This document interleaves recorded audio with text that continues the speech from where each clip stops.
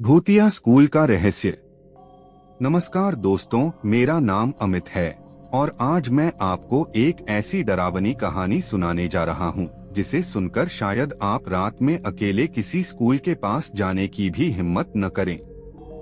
यह कहानी है एक ऐसे स्कूल की जो दिन में बिल्कुल सामान्य दिखाई देता था, लेकिन रात होते ही वहाँ कुछ ऐसा होने लगता था जिसे कोई समझ नहीं पाता था।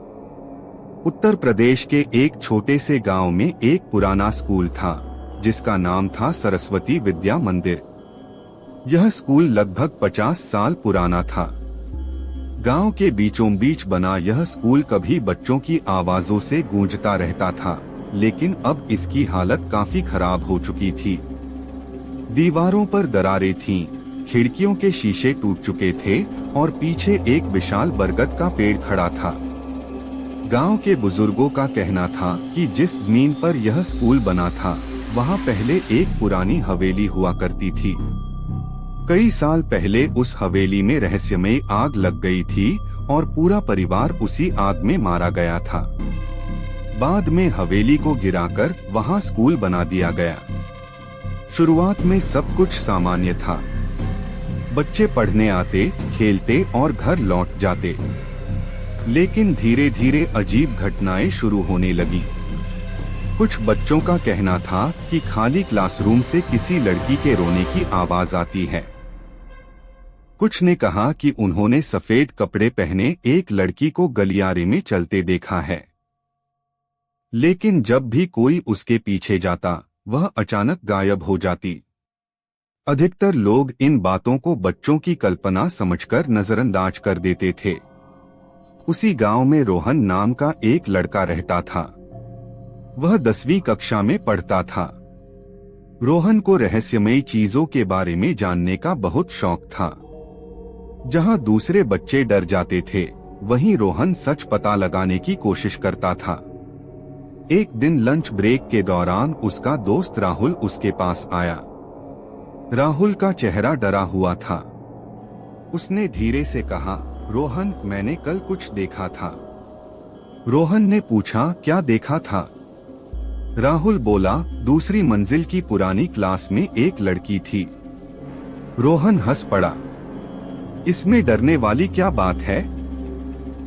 राहुल ने कांपती आवाज में कहा, वह जमीन पर नहीं खड़ी थी, हवा में तैर रही थी। रोहन कुछ पल के लिए चुप हो गया। उसे लगा राहुल मजाक कर रहा है। लेकिन राहुल के चेहरे पर जो डर था वह नकली नहीं लग रहा था। उस दिन स्कूल की छुट्टी के बाद रोहन अकेले दूसरी मंजिल की तरफ गया। वहां एक पुरानी क्लास थी जो कई सालों से बंद पड़ी थी। दरवाजे पर जंग लगा ताला लटका हुआ था। खिड़की के शीशे टूटे हुए थे। रोहन खिड़की के पास गया और अंदर झांका। अंदर धूल जमी हुई थी। टूटी हुई मेजें और कुर्सियां बिखरी पड़ी थीं। सब कुछ सामान्य लग रहा था। तभी अचानक उसे ऐसा महसूस हुआ जैसे किसी ने उसके कान के पास आकर बहुत धीमी आवाज में कहा हो, मत जाओ। रोहन का दिल जोर से धड़कने लगा। वह तुरंत पीछे मुड़ा, लेकिन वहां कोई नहीं था। पूरा गलियारा खाली था। उसने खुद को समझाया कि शायद उसका भ्रम होगा। लेकिन तभी पूरे स्कूल में घंटी बजने लगी। Ton ton ton. रोहन के शरीर में सिहरन दौड़ गई। स्कूल की छुट्टी हुए 1 घंटा हो चुका था। चौकीदार भी जा चुका था। फिर घंटी कौन बजा रहा था? रोहन तुरंत नीचे भागा और स्कूल से बाहर निकल गया। उस रात उसे नींद नहीं आई। बार बार उसे वही आवाज सुनाई देती रही, मत जाओ। अगले दिन उसने स्कूल के पुराने चौकीदार रामू काका से बात करने का फैसला किया। रामू काका पिछले 20 सालों से उस स्कूल में काम कर रहे थे। रोहन ने उनसे पूछा, काका, क्या इस स्कूल में सचमुच कुछ अजीब होता है? रामू काका का चेहरा अचानक गंभीर हो गया। उन्होंने चारों तरफ देखा और धीमी आवाज में कहा, कुछ बातें जानना अच्छा नहीं होता बेटा। लेकिन रोहन नहीं माना। आखिरकार रामू काका बोले, लगभग 15 साल पहले इस स्कूल में नेहा नाम की एक लड़की पढ़ती थी। फिर क्या हुआ? एक दिन वह अचानक गायब हो गई। गायब? हाँ, वह स्कूल आई थी लेकिन घर कभी नहीं पहुंची। पूरे गांव ने उसे ढूंढा, पुलिस भी आई, लेकिन उसका कोई पता नहीं चला। रामू काका ने आगे कहा, उसके बाद से स्कूल में अजीब घटनाएं शुरू हो गईं। रोहन ध्यान से सुन रहा था। रामू काका बोले, रात में रोने की आवाजें आती थीं। खाली कमरों में कदमों की आवाज सुनाई देती थी। कई लोगों ने एक लड़की को देखने का दावा किया। क्या वह नेहा थी? रामू काका ने कोई जवाब नहीं दिया, बस इतना कहा, अगर अपनी भलाई चाहते हो तो इस मामले से दूर रहो। लेकिन अब रोहन की जिज्ञासा और बढ़ चुकी थी। उसने अपने दोस्तों राहुल, विकास और सोनू को सारी बात बताई। चारों ने फैसला किया कि वे स्कूल का रहस्य पता लगाएंगे। योजना बनी कि शनिवार रात को वे चुपके से स्कूल के अंदर जाएंगे। शनिवार की रात 10 बजे चारों स्कूल की पिछली दीवार फांदकर अंदर घुस गए। पूरा स्कूल अंधेरे में डूबा हुआ था। हवा की वजह से खिड़कियां चरमरा रही थीं। बरगद का पेड़ अंधेरे में किसी राक्षस जैसा दिखाई दे रहा था। चारों ने टॉर्च जलाई और आगे बढ़ने लगे। अचानक सोनू रुक गया। सुनो! सब रुक गए। कुछ सेकंड तक सन्नाटा रहा। फिर कहीं दूर से किसी लड़की के रोने की आवाज सुनाई दी, धीमी, दर्द भरी, जैसे कोई बहुत दुखी हो। राहुल का चेहरा पीला पड़ गया। मैंने कहा था ना, यहाँ कुछ है। रोहन ने टॉर्च की रोशनी आगे डाली। आवाज दूसरी मंजिल से आ रही है। चारों धीरे धीरे सीढ़ियां चढ़ने लगे। जैसे जैसे वे ऊपर पहुंच रहे थे, रोने की आवाज और साफ होती जा रही थी। दूसरी मंजिल पर पहुंचकर वे उसी पुरानी क्लास के सामने खड़े थे। दरवाजा बंद था, लेकिन रोने की आवाज साफ साफ अंदर से आ रही थी। रोहन ने कांपते हाथ से दरवाजे को छुआ और तभी अंदर से किसी ने जोर से दरवाजे पर 3 बार दस्तक दी। ठक ठक ठक। चारों दोस्त डरकर पीछे हट गए, लेकिन असली डर अभी शुरू होने वाला था। दरवाजे पर हुई 3 जोरदार दस्तकों ने चारों दोस्तों का खून जमा दिया। ठक ठक ठक। कुछ सेकंड तक कोई कुछ नहीं बोला। रोहन, राहुल, विकास और सोनू बस दरवाजे को घूरते रहे। कमरे के अंदर से अब रोने की आवाज बंद हो चुकी थी। पूरा गलियारा भयानक सन्नाटे में डूब गया था। अचानक विकास ने हिम्मत करके कहा, शायद कोई अंदर फंसा हुआ है। राहुल तुरंत बोला, पागल हो गए हो क्या? यह वही कमरा है जो सालों से बंद है। रोहन ने टॉर्च की रोशनी दरवाजे पर डाली। ताला टूटा हुआ था। ऐसा लग रहा था जैसे किसी ने कुछ समय पहले ही उसे तोड़ा हो। दरवाजा खोलते हैं, रोहन ने कहा। नहीं, राहुल लगभग चिल्ला पड़ा। लेकिन रोहन आगे बढ़ चुका था। उसने धीरे धीरे दरवाजे को धक्का दिया। चू! दरवाजा डरावनी आवाज के साथ खुल गया। कमरे के अंदर घुप अंधेरा था। चारों ने अपनी टॉर्चें अंदर घुमाईं। कमरा बिल्कुल खाली दिखाई दे रहा था। धूल जमी हुई थी। पुरानी टूटी मेजें और कुर्सियां एक कोने में पड़ी थीं, लेकिन वहां कोई नहीं था। आवाज यहीं से आ रही थी, सोनू ने कहा। रोहन धीरे धीरे कमरे के अंदर गया। बाकी दोस्त भी उसके पीछे आ गए। कमरे में अजीब सी ठंड थी। इतनी ठंड कि सबके हाथ कांपने लगे। तभी राहुल की नजर ब्लैकबोर्ड पर पड़ी। वहां धूल के बीच कुछ लिखा हुआ था, सफेद चौक से, मुझे ढूंढो। चारों के चेहरे का रंग उड़ गया। यह किसने लिखा? विकास बुदबुदाया। उसी समय कमरे का दरवाजा अपने आप जोर से बंद हो गया। धड़ाम! चारों चीख पड़े। राहुल भागकर दरवाजे तक पहुंचा, लेकिन दरवाजा खुल नहीं रहा था। उसने पूरी ताकत लगा दी, फिर भी दरवाजा जैसे किसी ने बाहर से पकड़ रखा हो।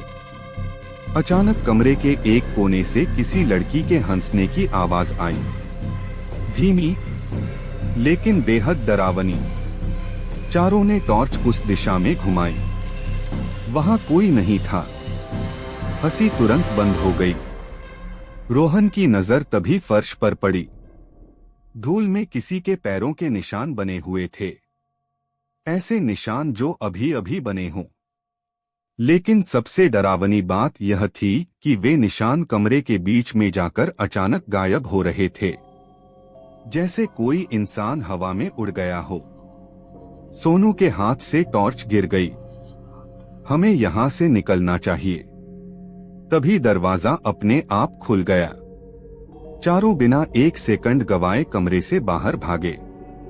वे सीढ़ियों तक पहुंचे ही थे कि ऊपर की मंजिल से किसी के दौड़ने की आवाज आने लगी।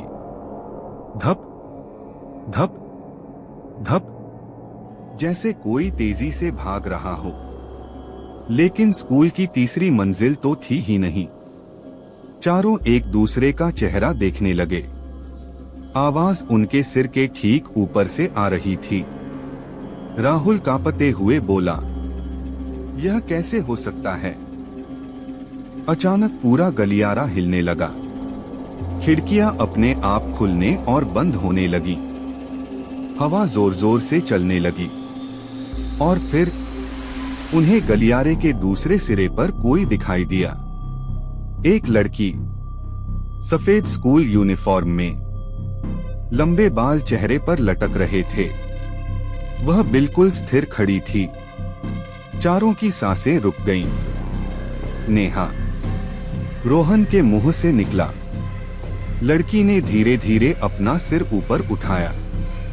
उसका चेहरा बेहद पीला था। आंखें पूरी तरह काली थीं और वह उन्हें घूर रही थी। अचानक वह मुस्कुराने लगी, एक ऐसी मुस्कान जो इंसानों जैसी नहीं थी। राहुल डर के मारे चीख पड़ा। उसी पल लड़की गायब हो गई, जैसे वह कभी वहां थी ही नहीं।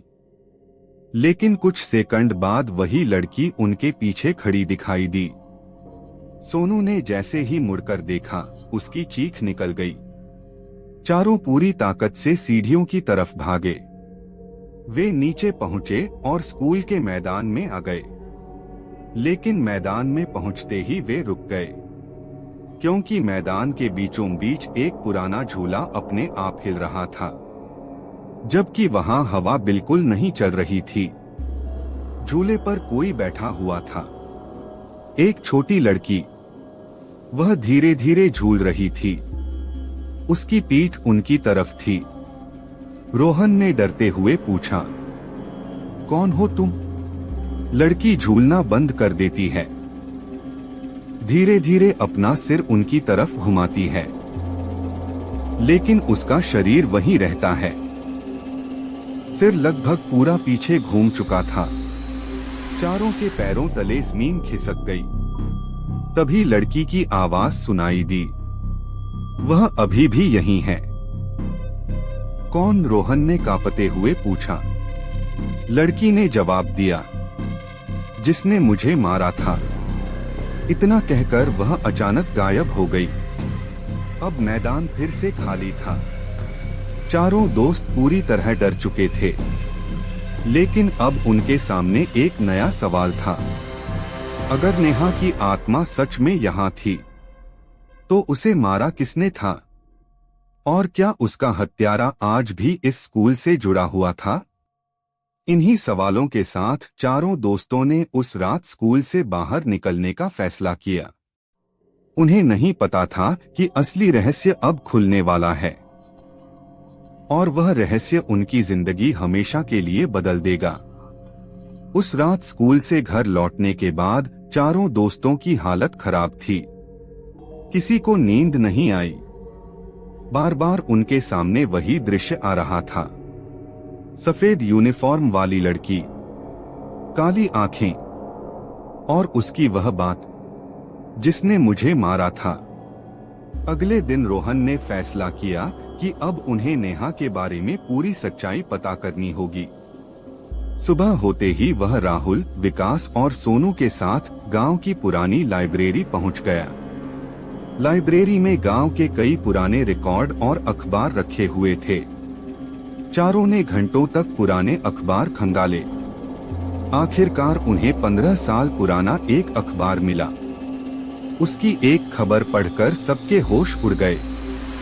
खबर की हेडलाइन थी, स्कूल की छात्रा रहस्यमय तरीके से लापता। खबर में नेहा की तस्वीर भी छपी हुई थी। वही चेहरा, वही लड़की जिसे उन्होंने स्कूल में देखा था। रोहन ने पूरी खबर पढ़ी। उसमें लिखा था कि नेहा 8वीं कक्षा की छात्रा थी। एक दिन स्कूल की छुट्टी के बाद वह घर नहीं पहुंची। पूरे गांव में तलाश हुई। पुलिस ने भी जांच की, लेकिन उसका कोई सुराग नहीं मिला। केस धीरे धीरे बंद कर दिया गया। बस इतना ही, राहुल ने पूछा। रोहन ने सिर हिलाया। नहीं, इसके पीछे कुछ और भी है। तभी लाइब्रेरी के बूढ़े मालिक ने उनकी बात सुन ली। वह धीरे धीरे उनके पास आया। तुम लोग नेहा के बारे में क्यों पूछ रहे हो? रोहन ने सारी बात बता दी। बूढ़ा आदमी कुछ पल चुप रहा, फिर बोला, अगर तुमने सच में उसे देखा है तो शायद वह अभी भी न्याय चाहती है। चारों ध्यान से उसकी बात सुनने लगे। बूढ़ा आदमी बोला, उस समय स्कूल में एक विज्ञान शिक्षक था। उसका नाम था महेश शर्मा। फिर नेहा आखिरी बार उसी के साथ देखी गई थी। चारों एक दूसरे को देखने लगे। क्या पुलिस को उस पर शक नहीं हुआ? सोनू ने पूछा। हुआ था, लेकिन कोई सबूत नहीं मिला। फिर कुछ महीनों बाद महेश शर्मा ने नौकरी छोड़ दी और गांव छोड़कर चला गया। रोहन को अब मामला और भी संदिग्ध लगने लगा। उसी शाम चारों फिर स्कूल जाने का फैसला करते हैं। इस बार उनका मकसद साफ था। उन्हें कोई ऐसा सबूत ढूंढना था जो नेहा के गायब होने से जुड़ा हो। रात के 10 बजे वे फिर स्कूल पहुंच गए। इस बार उनके हाथों में टॉर्च के साथ एक कैमरा भी था। स्कूल पहले से भी ज्यादा डरावना लग रहा था। चारों सीधे दूसरी मंजिल पर पहुंचे। पुराना कमरा अभी भी खुला हुआ था। वे अंदर गए। कमरे में पहले जैसी ठंड थी, लेकिन इस बार ब्लैकबोर्ड पर कुछ नया लिखा हुआ था। उस सच्चाई नीचे है। चारों सन्न रह गए। कल यहाँ मुझे ढूंढो लिखा था, आज कुछ और लिखा हुआ था। नीचे मतलब? विकास ने पूछा। रोहन ने फर्श की तरफ देखा। उसी समय उसकी नजर एक टूटी हुई मेज पर पड़ी। जब उसने मेज हटाई तो नीचे लकड़ी का एक चौकोर ढक्कन दिखाई दिया। यह क्या है? चारों ने मिलकर उसे उठाया। नीचे एक संकरी सीढ़ी जा रही थी। ऐसा लग रहा था जैसे स्कूल के नीचे कोई गुप्त तहखाना हो। राहुल डर गया। हमें नीचे नहीं जाना चाहिए। लेकिन रोहन अब पीछे हटने वाला नहीं था। चारों टॉर्च लेकर नीचे उतरने लगे। जैसे जैसे वे नीचे जा रहे थे, हवा और ठंडी होती जा रही थी। कुछ देर बाद वे एक छोटे से तहखाने में पहुंचे। कमरा बेहद पुराना था। दीवारों पर सीलन थी। चारों तरफ मकड़ी के जाले लगे हुए थे। अचानक सोनू की टॉर्च एक लोहे की अलमारी पर पड़ी। अलमारी आधी खुली हुई थी। रोहन ने धीरे से उसे खोला। अंदर कुछ पुरानी फाइलें रखी थीं। साथ ही एक डायरी भी थी। डायरी के पहले पन्ने पर लिखा था, महेश शर्मा। चारों की सांसें तेज हो गईं। उन्होंने डायरी खोलनी शुरू की। शुरुआत के पन्नों में सामान्य बातें लिखी थीं, लेकिन आखिरी पन्नों में लिखी बातें पढ़कर उनके रोंगटे खड़े हो गए। महेश शर्मा ने लिखा था, वह सब जान चुकी है। अगर उसने किसी को बता दिया तो मेरी जिंदगी बर्बाद हो जाएगी। मुझे उसे रोकना होगा। इसके बाद आखिरी लाइन लिखी थी, आज सब खत्म हो जाएगा। कमरे में सन्नाटा छा गया। क्या उसने नेहा को? राहुल की आवाज कांप गई। रोहन कुछ बोल ही रहा था कि अचानक तहखाने का दरवाजा जोर से बंद हो गया। धड़ाम! पूरा कमरा हिल गया। चारों घबरा गए। उसी समय अंधेरे में किसी लड़की के रोने की आवाज गूंजने लगी। पहले धीमी, फिर और तेज, फिर इतनी तेज कि कानों में दर्द होने लगा। अचानक कमरे की दीवार पर खून जैसे लाल अक्षर उभरने लगे। चारों भय से जड़ हो गए। दीवार पर लिखा था, वह अभी भी जिंदा है। कौन? रोहन चिल्लाया। तभी उनके पीछे किसी के चलने की आवाज आई। टक टक टक। चारों धीरे धीरे पीछे मुड़े और जो उन्होंने देखा उसे देखकर उनके पैरों तले जमीन खिसक गई। अंधेरे में वही लड़की खड़ी थी, नेहा। लेकिन इस बार उसके चेहरे पर डर नहीं था। उसकी आंखों में गुस्सा था, बहुत भयानक गुस्सा। उसने धीरे से अपना हाथ उठाया और तहखाने की एक दीवार की तरफ इशारा किया। फिर कुछ सेकंड बाद वह गायब हो गई। चारों तुरंत उस दीवार के पास पहुंचे। दीवार पर सीमेंट का रंग बाकी हिस्सों से अलग था, जैसे उसे बाद में बंद किया गया हो। रोहन का दिल तेजी से धड़कने लगा। उसे एहसास हो चुका था कि इस दीवार के पीछे कोई बहुत बड़ा रहस्य छिपा है, और शायद नेहा के गायब होने का असली सच भी। तहखाने की उस दीवार को देखकर चारों दोस्तों की सांसें तेज हो गईं। दीवार का एक हिस्सा बाकी हिस्सों से अलग दिखाई दे रहा था। ऐसा लग रहा था जैसे उसे जल्दी जल्दी में बंद किया गया हो। रोहन ने हाथ लगाकर देखा। सीमेंट पुराना था, लेकिन बाकी दीवार की तुलना में अलग था। यहीं कुछ छिपा है, उसने धीरे से कहा। विकास ने पास पड़ी एक लोहे की रॉड उठाई। चारों ने मिलकर दीवार तोड़ना शुरू किया। ठक ठक ठक। हर वार के साथ उनका डर बढ़ता जा रहा था। कुछ मिनट बाद दीवार में दरार पड़ गई। फिर एक बड़ा हिस्सा टूटकर नीचे गिर गया। धूल का गुबार पूरे कमरे में फैल गया। जब धूल हटने लगी तो सामने का दृश्य देखकर चारों के होश उड़ गए। दीवार के पीछे एक छोटा सा बंद कमरा था, और उस कमरे के अंदर एक इंसानी कंकाल पड़ा हुआ था। राहुल के मुंह से चीख निकल गई। सोनू पीछे हट गया। रोहन की टॉर्च कांप रही थी। कंकाल के पास स्कूल की पुरानी यूनिफॉर्म के कुछ फटे हुए टुकड़े पड़े थे। साथ ही एक जंग लगा हुआ लॉकेट भी था। रोहन ने सावधानी से लॉकेट उठाया। जब उसने उसे खोला तो अंदर एक छोटी सी फोटो थी। फोटो में एक लड़की मुस्कुरा रही थी। वह नेहा थी। अब कोई शक नहीं बचा था। नेहा की लाश इतने सालों से इसी दीवार के पीछे छिपी हुई थी। चारों कुछ देर तक कुछ बोल ही नहीं पाए। तभी अचानक तहखाने में बर्फ जैसी ठंडी हवा चलने लगी। रोहन ने महसूस किया कि कोई उनके पीछे खड़ा है। चारों धीरे धीरे मुड़े। वहां नेहा खड़ी थी, लेकिन इस बार उसका चेहरा पहले जैसा डरावना नहीं था। उसकी आंखों में दर्द था, बहुत गहरा दर्द। उसने धीरे से अपनी उंगली सामने की ओर उठाई और फिर हवा में कुछ शब्द उभरने लगे। महेश शर्मा। नाम पढ़ते ही चारों समझ गए। नेहा अपने हत्यारे का नाम बता रही थी, लेकिन तभी पूरा तहखाना अचानक कांपने लगा। दीवारों से मिट्टी गिरने लगी। किसी की भयानक हंसी पूरे कमरे में गूंज उठी। हाँ हाँ हाँ। वह हंसी नेहा की नहीं थी, वह किसी आदमी की आवाज थी। एक ऐसी आवाज जिसमें पागलपन भरा हुआ था। अचानक कमरे की सारी टॉर्चें बंद हो गईं। पूरा तहखाना अंधेरे में डूब गया। राहुल चीख पड़ा, रोहन! सब लोग साथ रहो, रोहन चिल्लाया।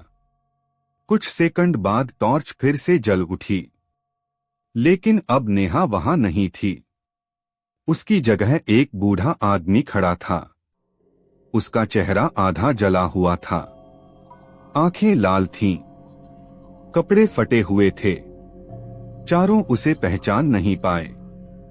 तभी वह आदमी बोला, बहुत देर कर दी तुम लोगों ने।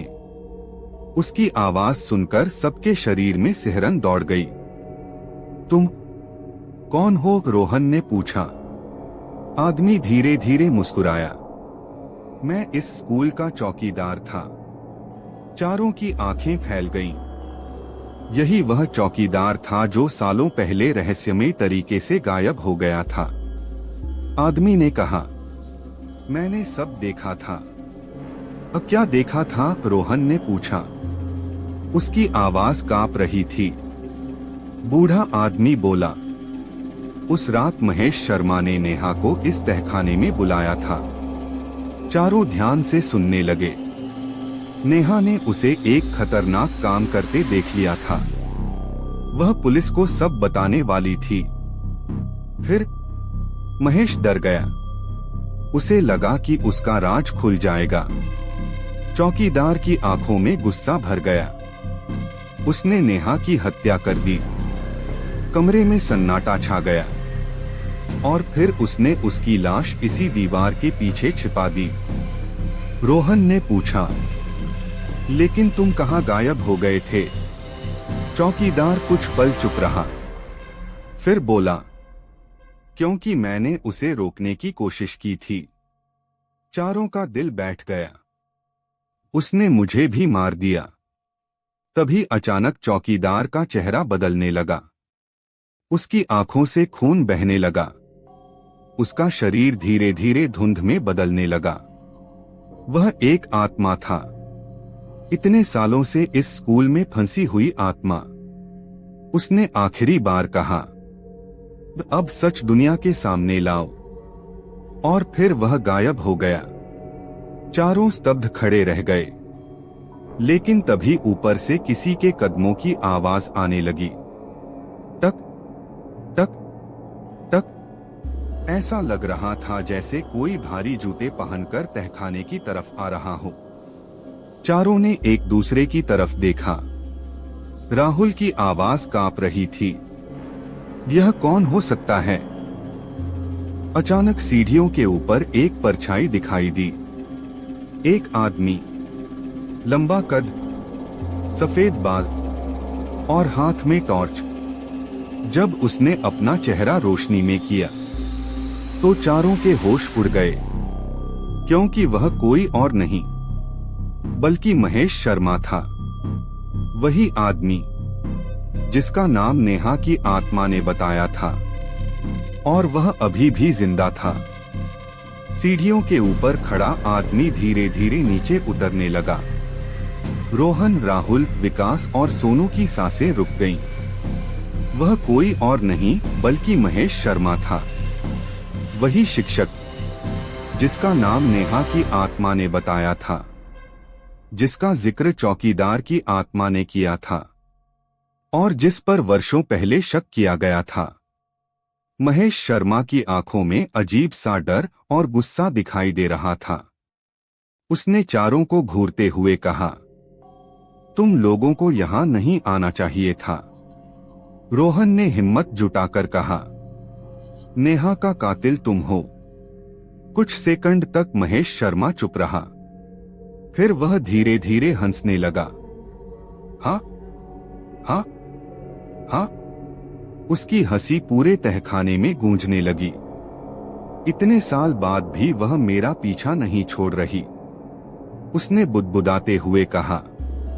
अब चारों समझ चुके थे, वह सच जानता था और शायद वह सब कुछ कबूल भी करने वाला था। महेश शर्मा ने गहरी सांस ली। हाँ, मैंने ही उसे मारा था। यह सुनते ही चारों के रोंगटे खड़े हो गए। महेश बोला, उस रात उसने मुझे देख लिया था। अब क्या देखा था? रोहन ने पूछा। महेश ने कहा, मैं स्कूल के पैसों की चोरी कर रहा था। उसकी आवाज भारी हो चुकी थी, वह सब जान गई थी। उसने कहा कि वह पुलिस को बता देगी। कुछ पल के लिए सन्नाटा छा गया। फिर महेश बोला, मुझे डर था कि सब खत्म हो जाएगा। मेरी नौकरी, मेरी इज्जत, सब कुछ। उसने सिर झुका लिया। गुस्से में मैंने उसे धक्का दिया और उसका सिर दीवार से टकरा गया। महेश की आंखें कांप रही थीं। वह वहीं मर गई। चारों स्तब्ध रह गए। नेहा की मौत एक हादसा नहीं थी, वह एक अपराध था। महेश आगे बोला, मैं डर गया था, इसलिए मैंने उसकी लाश इस दीवार के पीछे छिपा दी। और चौकीदार रोहन ने पूछा। महेश का चेहरा बदल गया। उसने सब देख लिया था। फिर मैंने उसे भी खत्म कर दिया। यह सुनते ही पूरा तहखाना अचानक कांप उठा। हवा बर्फ जैसी ठंडी हो गई। महेश का चेहरा डर से सफेद पड़ गया, क्योंकि उसके पीछे कोई खड़ा था। बहुत धीरे धीरे उसने पीछे मुड़कर देखा और उसकी चीख निकल गई। वहां नेहा खड़ी थी, सफेद यूनिफॉर्म में, लेकिन इस बार उसकी आंखें काली नहीं थीं। उनमें एक अजीब सी चमक थी। उसके पास ही चौकीदार की आत्मा भी दिखाई दे रही थी। दोनों आत्माएं महेश को घूर रही थीं। महेश डर के मारे पीछे हटने लगा। नहीं, नहीं, दूर रहो। लेकिन आत्माएं उसकी तरफ बढ़ती रहीं। पूरा तहखाना तेज हवा से भर गया। दीवारों पर दरारें पड़ने लगी। महेश घबराकर सीढ़ियों की तरफ भागा। रोहन और उसके दोस्त भी उसके पीछे दौड़े। सभी लोग तहखाने से बाहर निकल आए, लेकिन स्कूल के गलियारे में पहुंचते ही